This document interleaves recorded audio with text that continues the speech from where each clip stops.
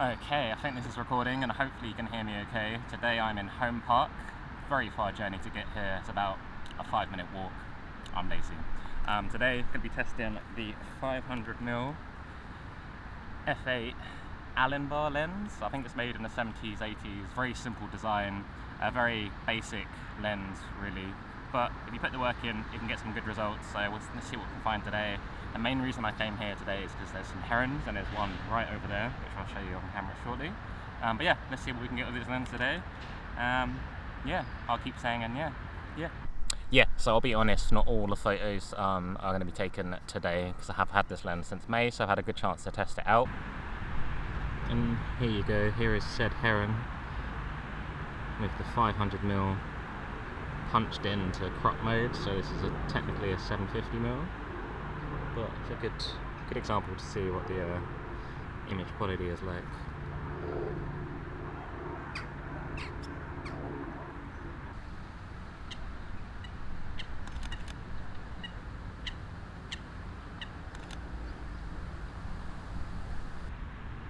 So as this lens is only f8, it can make it a bit limiting if you're not shooting on a sunny day, but luckily I got lucky with the weather.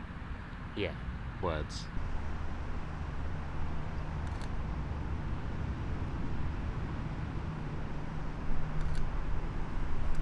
So you probably can't see, but there's a heron just over there.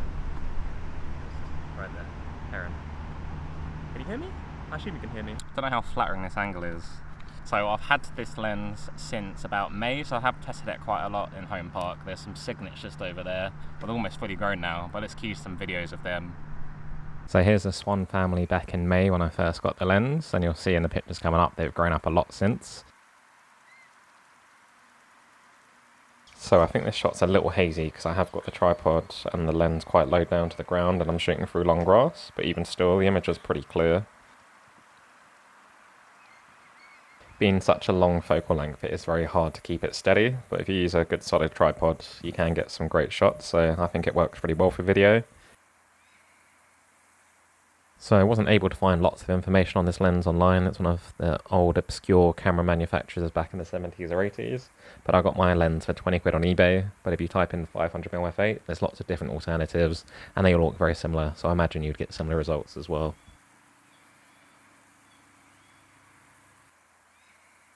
There'll be a link to most photos in the description. I'll have RAWs and JPEGs in there, so feel free to download and have a play with them.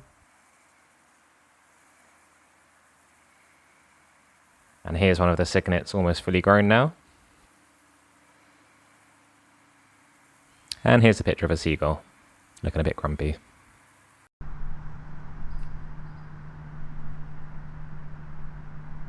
So it's pretty good for video. It's a very long and possibly suggestive lens. I think it's so long, well, one because it's 500mm, and it's a very simple design. I think there's only 3 or 4 elements. There's one there, and one kind of at the end, so it's very easy to take apart. It was very easy to clean. Luckily there was no mold or anything on it.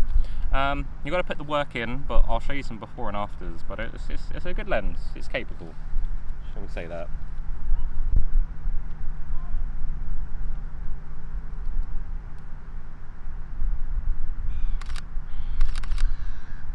Just taking a picture of a coot. How do you do?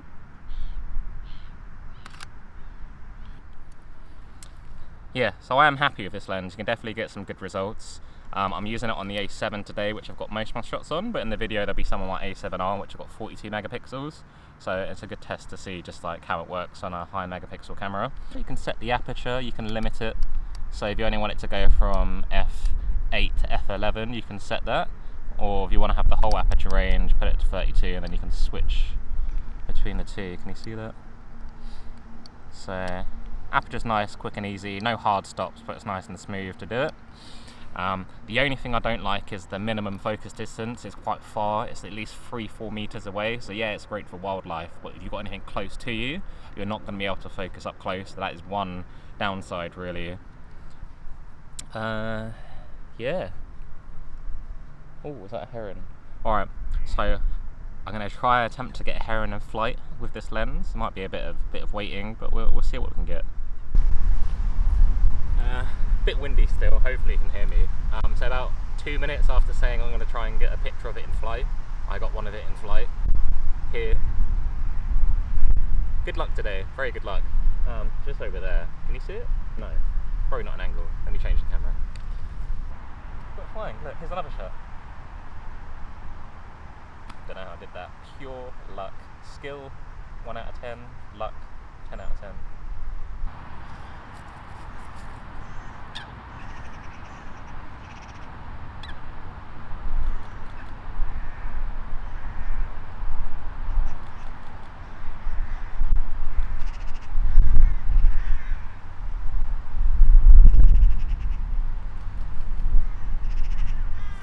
It's gonna fly any minute. Just see where it's gonna swim. Swim? Gonna fly. Oh.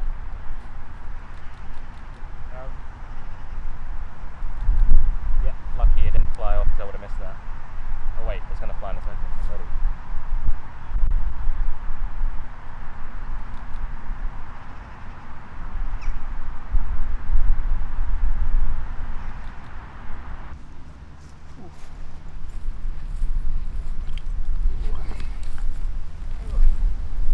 But yeah, no, really lucky today. That heron shot was awesome. I always kind of panic at first when birds start flying. I just don't press the shutter straight away.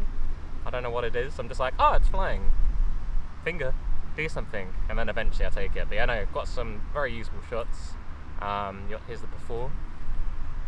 And here's the after. So for a 20 quid lens, I'm not even using my fanciest camera as well. This is the original A7, 24 megapixels. You probably get this about 500 quid, maybe 400 quid used. It's not really a sports camera or action camera, wildlife, but you know, set it to 5 frames per second, adjust your manual focus, you know, as you're shooting, and you can get some good shots. So yeah, would I recommend this lens? If you want to try out a big telephoto, but you don't want to spend a lot of money, then definitely. If you're thinking of getting something fancier, like a, I don't know, 100 to 400mm, or like a 200 to 600mm, but you've never had one before, something like this could be a good tester. Spend 20 quid, have a bit of fun, see if you like the focal length or not, and then you can go ahead and buy a proper version. But I'm very happy with this, so I'll definitely be keeping it. It's quite good for street photography in a way. Maybe a bit weird to use that, but there's a shot I got just over there, which I'll show you in a second, of a couple walking through Home Park, and it's quite nice. Like the compression you get, the background comes straight back in, so it was good. So yeah, I guess let me know what you think of this episode. Feel free to, you know, leave a comment. Do you like more detail? Would you like more like in-depth photography techniques? Quite, you know, aperture is confusing. That was the hardest thing to learn for me. But yeah, don't forget another heron over there. I think there's 3. I thought there was 2, but there's 3 herons. So yeah, good spot. Home Park. When you take pictures of herons, come here. And coots. I'm gonna end the video now.